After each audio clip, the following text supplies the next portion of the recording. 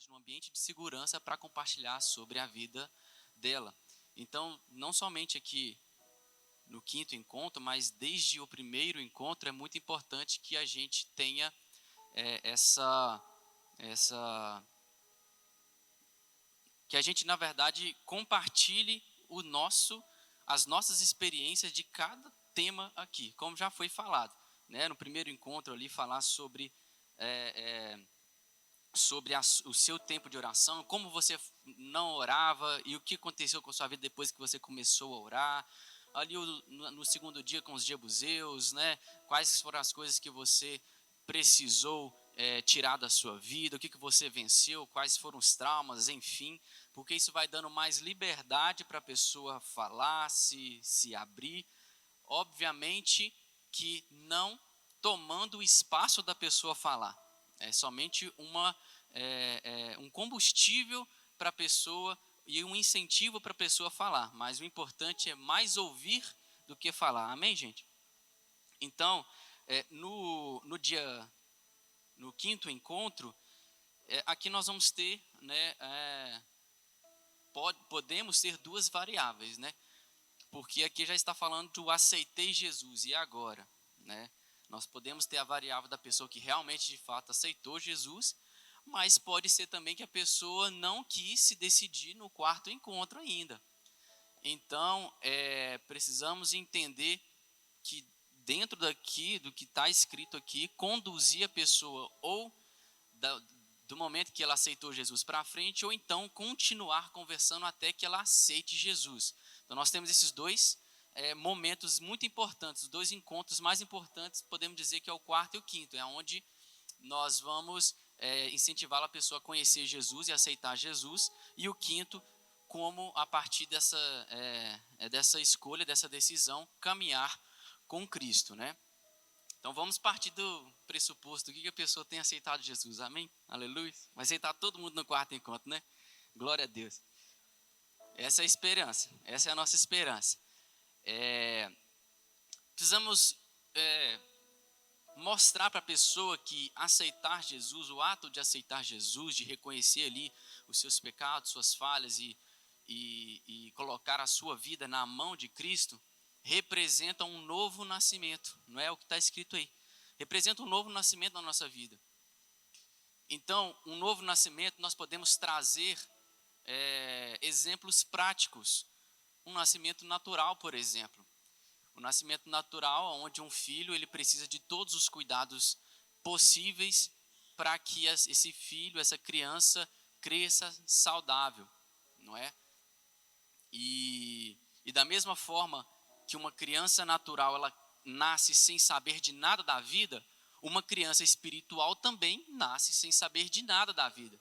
E é uma responsabilidade de quem o ajuda, que no caso é a pessoa que está dando ali, né, fazendo com ele o Vida na Vida, que somos nós, de instruir, de ajudar, de ser ali realmente o pai espiritual e a mãe espiritual, mas também uma responsabilidade do filho buscar esse crescimento e esse amadurecimento. E é com isso que nós vamos trazer para essas pessoas, no quinto dia, os princípios para crescer em Deus, para conhecer mais de Deus, para entender como que é essa nova vida com Jesus Cristo, né? Então, assim, explicando ali o que é de fato o novo nascimento, João 3, 6 e 7 ali, lê, enfim, com a pessoa, explica ali o que é o bebê, enfim. A primeira coisa, o primeiro princípio é conhecer a Deus pela palavra, né? E nós sabemos bem que a palavra de Deus é o nosso alimento, é o que nos sustenta, assim como o leite sustenta uma criança, a palavra de Deus sustenta uma criança espiritual.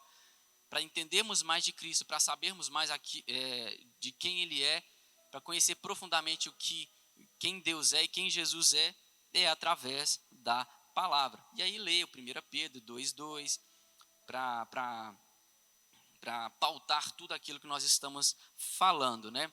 E o segundo princípio, oração. Então são os dois princípios fundamentais, podemos dizer assim: leitura da palavra, leitura da Bíblia e oração. Você pode até dizer que a leitura da palavra você está lendo um livro e a oração você está conversando com o autor do livro. Se você lê algo que você não entendeu, porque tem muito disso, né? Às vezes nós mesmos lemos a Bíblia e tem coisas que nós não entendemos, sim ou não? Eu não entendo tudo que está escrito na Bíblia. E é por isso que nós temos o livre acesso com o autor do livro. Isso é maravilhoso. E a oração é uma conversa, um diálogo para que seja gerado uma intimidade, um conhecimento de quem de fato é Deus e questionar realmente fazer as suas questões. Eu não entendi isso, não entendi aquilo, Senhor, isso e aquilo. Então, é explicar para aquela pessoa que como nós iremos crescer e amadurecer na nova vida com Cristo através da leitura da palavra e da oração. Nós já ouvimos lá no primeiro encontro o que é oração e como se fazer isso. Então você pode até relembrar. Você lembra lá no nosso primeiro encontro que nós falamos de oração? Enfim, traz coisas que foram faladas nos encontros anteriores. E aí um outro ponto importante também, a família de Deus, a igreja. Um dos princípios para amadurecer, para crescer, porque ninguém cresce e amadurece sozinho. Ninguém consegue caminhar sozinho. E aí, por isso a importância de você congregar, de você fazer parte da família de Deus. E aqui onde você vai trazer a importância de congregar junto conosco aqui, talvez em algum momento das 4 semanas anteriores, teve a oportunidade da pessoa querer vir e visitar ou a célula ou o culto, né? Mas não é recomendado que você faça esse convite antes desta 5ª semana, né? A 5ª semana, o último encontro que nós vamos encaminhar de fato as pessoas para as células e para os nossos cultos. Mas caso ela já queira, não, eu quero ir lá na sua igreja, nós não iremos impedir, certo, igreja?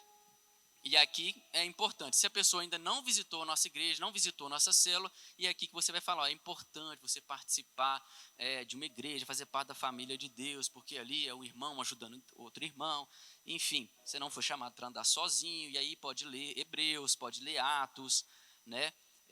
E o último ponto, na verdade não é o último ponto, tem mais outros pontos aqui, mas falar sobre o batismo, né?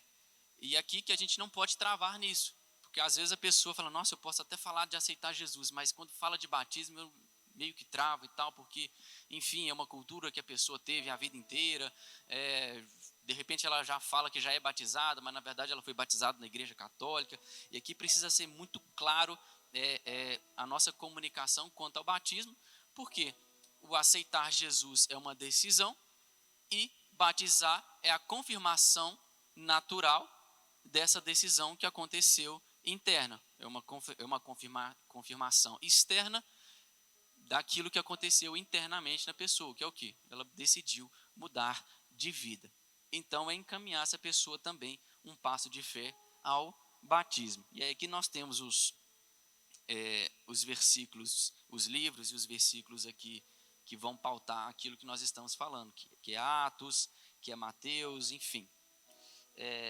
E na página 26, vai falar sobre a vida transformada, né? Que Paulo fala para 2 Coríntios, se alguém está em Cristo, nova criatura é, as coisas velhas se passaram, eis que tudo se fez novo. Então, mostrar para a pessoa que quando você aceita Jesus, precisa deixar a velha vida para trás. Não é que a pessoa vai imediatamente parar de fumar, imediatamente parar de beber, imediatamente parar de fazer as coisas de fato que não agradam a Deus. Não sou eu, não é a célula, não é o ministério Viver em Cristo que vai convencer essa pessoa, é o Espírito Santo. Amém? Então isso mesmo que nós temos que falar para ela. Olha, eu sei que você fuma, se for uma pessoa que é fumante, eu não vou falar para você parar de fumar. O Espírito Santo de Deus vai te incomodar. Quando for o momento certo, quando você sentir de Deus, você vai parar de fazer isso. Então você pauta aquilo que você está falando no versículo 5 e 17 de Coríntios, né? Se alguém está em Cristo, nova criatura é. As coisas velhas ficam para trás e precisa ser feito coisas novas. O Espírito Santo que começa a mudar as nossas atitudes. Talvez vai começar a mudar o seu estilo de vestimenta, vai mudar o seu palavreado, vai mudar onde você frequenta, as pessoas com quem você anda, enfim. Isso vai ser um processo, mas precisa deixar bem claro para a pessoa que não precisa se preocupar que agora você tem que parar de fazer tudo que você fazia antes e agora tem que começar a fazer tudo coisas novas. Não, porque senão nós iremos espantar a pessoa, na verdade. Aí nós vamos trazer para ela um peso, podemos dizer assim, muito forte de mudança. Porque, gente, mudança é desconfortável, sim ou não? Toda mudança é desconfortável. Às vezes a pessoa gosta daquela cerveja, gosta de passar o final de semana no bar com os amigos, enfim. E você virar para ela e falar assim, você não pode mais beber cerveja, você não pode mais fazer isso. E isso vai gerar um baque desnecessário para a pessoa. Mas precisa entender, mostrar para essa pessoa que o Espírito Santo vai convencer ao longo da caminhada com Cristo. E o último tópico aqui é compartilhar a boa notícia. Nós até estávamos falando isso na reunião que nós fizemos ali da palestra do Robson, que nós temos que compartilhar aquilo que Deus fez na nossa vida, né?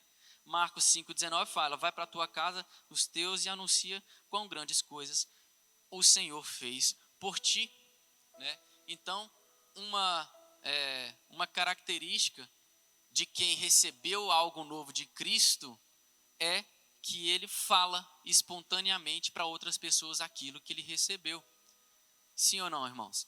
Aquilo que você recebe de Cristo, você tem prazer de falar para outras pessoas, porque é tão bom que você quer desejar isso para outras pessoas também. Então é dizer, olha, a partir desse momento você vai começar a perceber que você vai começar a falar daquilo que Deus tem feito na sua vida para as pessoas que te cercam, para o seu esposo,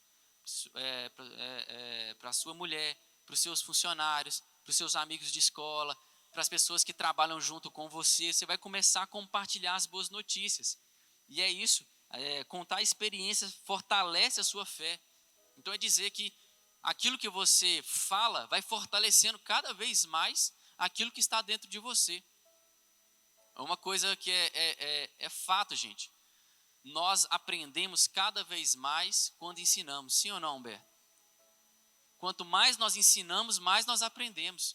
Quanto mais nós falamos, mais nós aprendemos. Se nós retemos o conhecimento, daqui a pouco a gente já não sabe de mais nada. Agora, se nós compartilhamos, cada vez mais vai ficando fresco na nossa memória, vai ficando ativo nossa fé, vai ficando ativo o nosso amor e o nosso temor a Cristo e vai impactando pessoas que estão à nossa volta. Amém, irmãos? Então, a conclusão, nós vamos trazer isso, que aceitar Jesus é apenas o começo de uma caminhada, não é o fim, né? Na verdade, é o começo de uma caminhada. Os próximos passos é o que nós falamos, é ler a Bíblia, é orar, é frequentar a igreja, se batizar, ver a transformação que Cristo está fazendo na sua vida e compartilhar isso para outras pessoas. E aí aqui a tarefa que nós temos é encaminhar essa pessoa para a célula e também aqui para os nossos cultos. Amém? Sem perguntas, né? Glória a Deus.